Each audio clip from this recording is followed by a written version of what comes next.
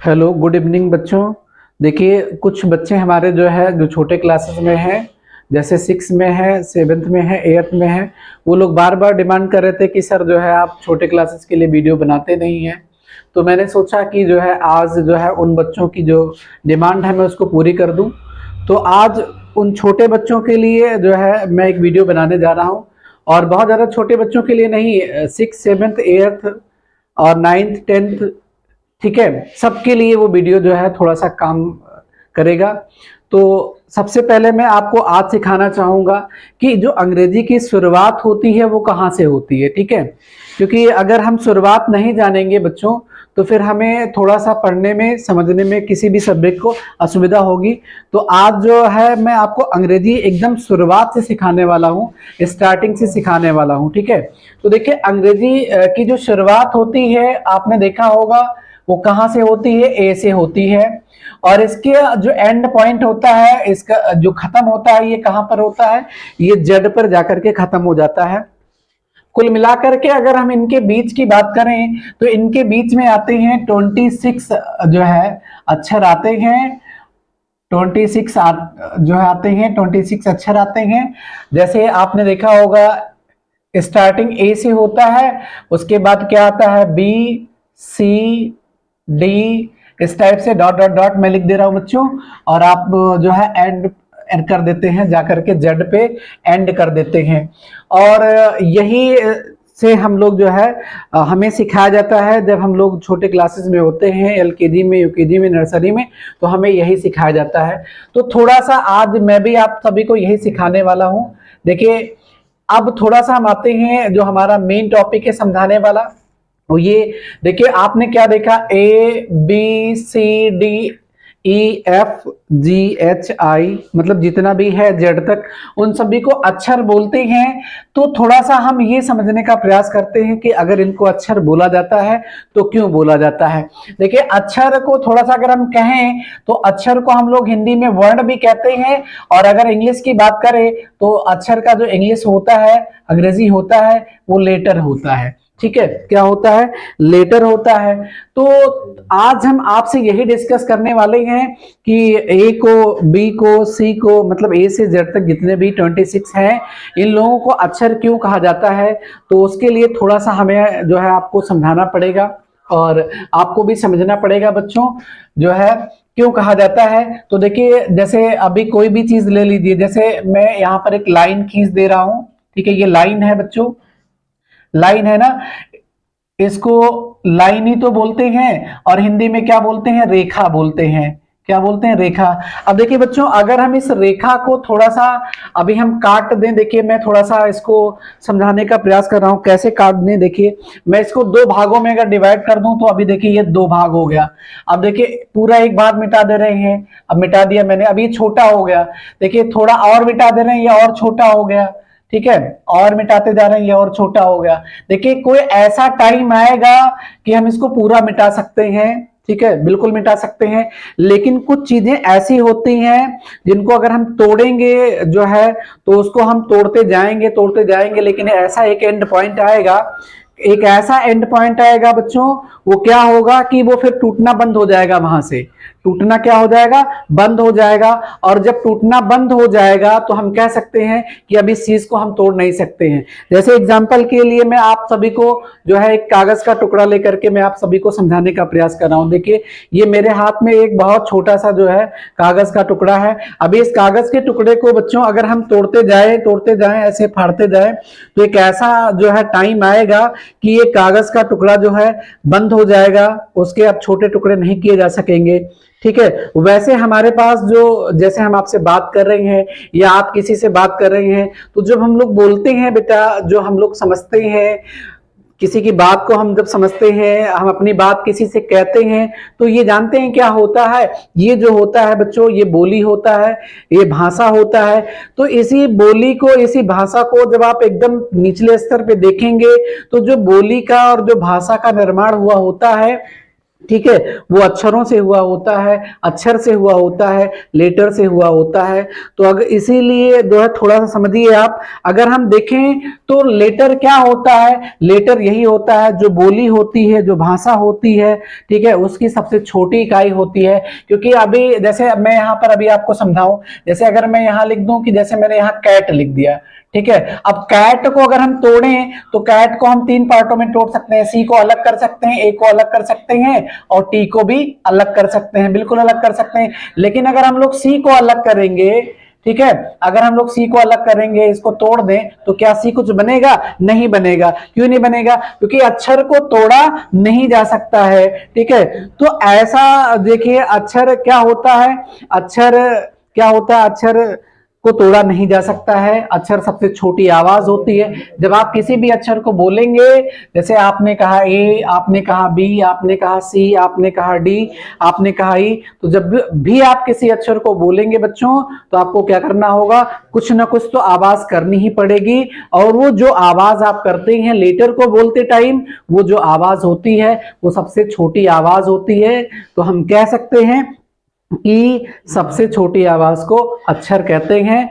और दूसरा डेफिनेशन अगर हम लोग अक्षर का देखें तो भाषा की सबसे छोटी इकाई को, बोली की सबसे छोटी इकाई को हम लोग जो है क्या कहते हैं, वर्ण कहते हैं। तो थोड़ा समझिए, वर्ण को, अक्षर को जो है बच्चों, वो 2 भागों में भी बांटा गया है।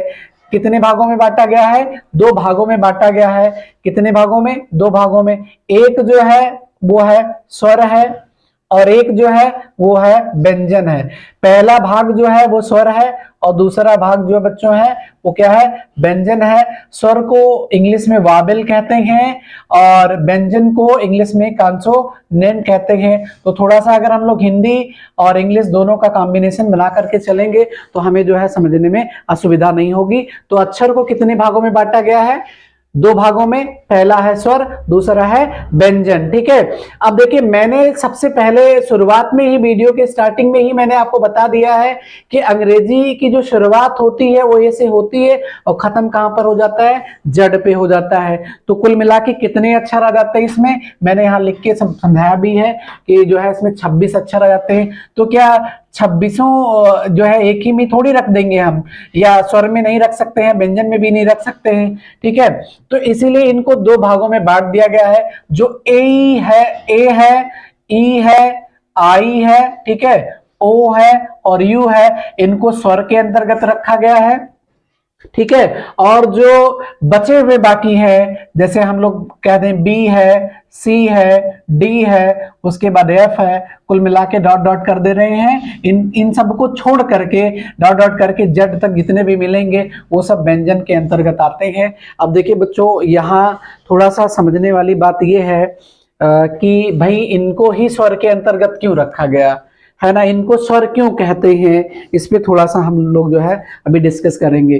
देखिए, इनको स्वर के अंतर्गत अगर रखा गया है तो कहीं ना कहीं कुछ तो वजह रही होगी स्वर के अंतर्गत रखने की, और अगर इनको व्यंजन के अंतर्गत रखा गया है तो उसकी भी कुछ ना कुछ वजह रही होगी। वही वजह हमको जानना है, क्यों रखा गया है, उस वजह पे हम लोग डिस्कस करते हैं। देखिए, अगर देखिए बच्चों, अगर आप ए बोलेंगे, ठीक है, ए एक बार बोल लें, ठीक है, और एक बार बी बोल लीजिए, है ना। तो देखिए, जब आप ए बोल रहे हैं तो ए को बोलने के लिए, इस अक्षर को बोलने के लिए किसी दूसरे अक्षर की जरूरत नहीं पड़ रही है। लेकिन अगर आप बी बोल रहे हैं तो बी को बोलने के लिए लास्ट में देख रहे हैं आप ई की आवश्यकता पड़ रही है ना। तो आपने क्या देखा, 2 टाइप के अक्षर आपने देखे। एक अक्षर ऐसा देखा आपने जिसको बोलने के लिए किसी की भी आवश्यकता नहीं पड़ रही है, किसी भी अक्षर की आवश्यकता नहीं पड़ रही है। तो ऐसे अक्षर जिनको बोलने के लिए किसी भी अक्षर की आवश्यकता नहीं पड़ती है, उस को हम लोग जो है स्वर कहते हैं, वावेल कहते हैं।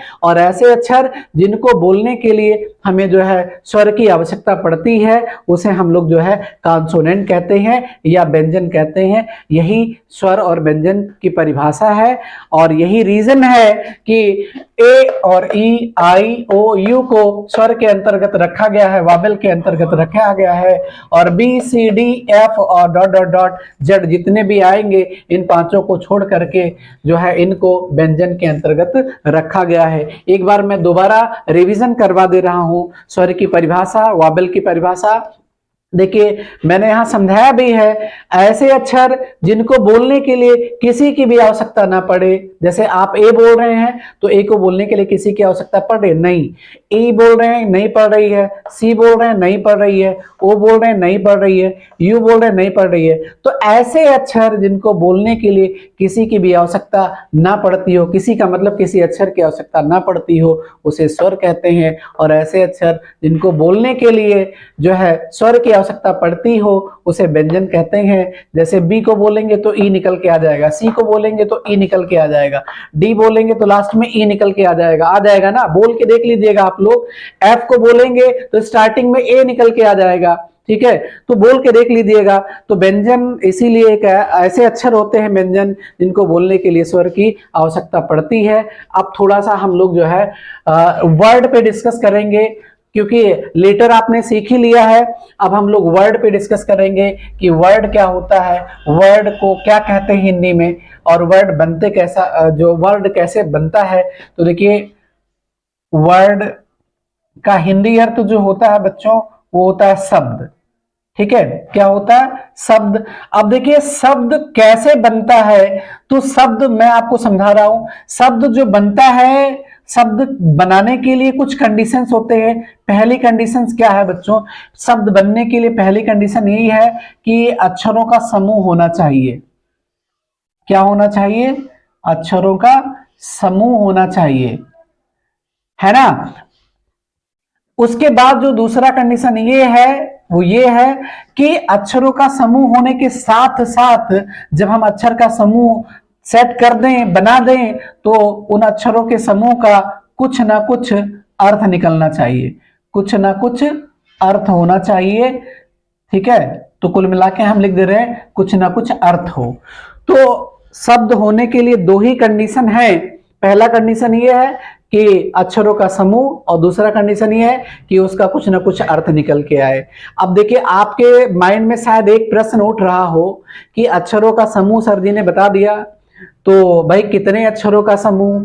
कभी कभी आपने देखा होगा कि कोई 3 अक्षर का समूह होता है, कोई 4 अक्षर का समूह होता है। तो मैं आपको आपकी जानकारी के लिए बता दूं, आप जो है 2, 3, 4, 5 के चक्कर में मत पड़िए, आप सीधा सीधा कह दीजिए अक्षरों का समूह, ठीक है, अक्षरों का समूह। देखिए मैं एग्जांपल आपको समझा दे रहा हूं। जैसे देखिए मैं यहां लिख दे रहा हूं CAT, कैट। अब देखिए कैट की अगर हम लोग बात करें तो कैट जो है बच्चों वो 3 अक्षर का समूह है कि नहीं। एक अक्षर है C, एक अक्षर है A और एक अक्षर है T। तो 3 अक्षर का समूह है। और इसका अर्थ क्या निकल के आता है, इसका अर्थ निकल के आता है बिल्ली, है ना। तो यहां 3 अक्षर का सब हो गया, ठीक है। अब देखिए अग थोड़ा सा एक और एग्जांपल देखिए, जैसे HOUSE, हाउस। अब देखिए हाउस की अगर हम लोग बात करें तो हाउस भी तो अक्षरों का समूह है। इसमें कितने अक्षर हैं, देखिए एक H है, एक हो गया, O 2 हो गया, फिर क्या U है, ये 3 हो गया, फिर ये S 4 और E 5। तो ये 5 अक्षर का समूह हो गया, ठीक है। तो इसको 5 अक्षरों का समूह बोलेंगे। और हाउस मीन्स क्या होता है बच्चों, हाउस मीन्स होता है घर। तो आपने क्या देखा, यहां तो 3 अक्षर थे, यहां तुरंत क्या हो गया, यहां 5 हो गया। देखिए और एग्जाम्पल लेते हैं, जैसे हम देख रहे हैं, जैसे ROSE, रोज। अब देखिए रोज की अगर हम लोग बात करें तो रोज जो है ये 4 अक्षरों का समूह है। और रोज का हिंदी मीनिंग क्या होता है, गुलाब, ठीक है। तो आपने क्या देखा कि ये लोग शब्द हैं, उसका रीजन है, क्यों है, क्योंकि ये अक्षरों का समूह है और इनका कुछ ना कुछ अर्थ निकल के आ रहा है। जैसे ये अक्षर का समूह तो है लेकिन इसका अर्थ निकल रहा है बिल्ली, और ये भी अक्षर का समूह है लेकिन इसका अर्थ निकल के आ रहा है घर, और ये भी अक्षर का समूह है लेकिन इसका अर्थ निकल के आ रहा है गुलाब। तो देखिए मैंने आपको शुरू में ही बता दिया है कि अक्षर का समूह अगर है और उसका कुछ ना कुछ अर्थ निकल रहा है तो वो शब्द होगा। परिभाषा कैसे बोलेंगे, कैसे डिफाइन करेंगे इसको? अक्षरों के समूह को जिसका कुछ ना कुछ अर्थ निकलता हो उसे शब्द कहते हैं। ये नहीं कि आप केवल जो है सी सी सी लिखकर चले जाएं और आप जो है 3-4 बार सी लिख दें, 5 बार सी लिख दें और कह दीजिए सर ये तो अक्षरों का समूह है ना। तो इसको शब्द नहीं घोषित करेंगे। क्यों नहीं करेंगे? उसका रीजन भी है बच्चों। क्या रीजन है? क्योंकि ये अक्षरों का समूह है, मैं भी इसको मानता हूं, लेकिन ये कुछ अर्थ नहीं दे रहा है। और अर्थ जब नहीं देगा और अक्षरों का समूह भले ही है वो, तब तक वो जो है वर्ड नहीं होगा। तो वर्ड होने के लिए अक्षरों का समूह होना जरूरी है और उसका कुछ ना कुछ अर्थ होना जरूरी है। तो परिभाषा इसकी यही बनेगी, अक्षरों का एक ऐसा समूह जिसका कुछ ना कुछ अर्थ निकलता है उसे वर्ड कहते हैं। ठीक है। अब देखिए, अब वर्ड के बाद मैं आपसे जो है सेंटेंस डिस्कस करना चाहूंगा। आज ही के दिन जो है मैं अब सेंटेंस पे आता हूं और फिर सेंटेंस आपको समझाने का प्रयास कर रहा हूं, क्योंकि सेंटेंस और वर्ड लगभग जो है दोनों कॉमन ही होते हैं, थोड़ा सा ही डिफरेंट होता है। तो क्यों ना हम लोग आज ही सेंटेंस पे भी डिस्कस कर लें। ठीक है बच्चों। तो देखिए सेंटेंस क्या होता है। ठीक है। सेंटेंस को हिंदी में हम लोग वाक्य कहते हैं और वाक्य बनता है, बस यहां अक्षरों हटा दीजिए, यहां कर दीजिए शब्दों का समूह। क्या कर दीजिए?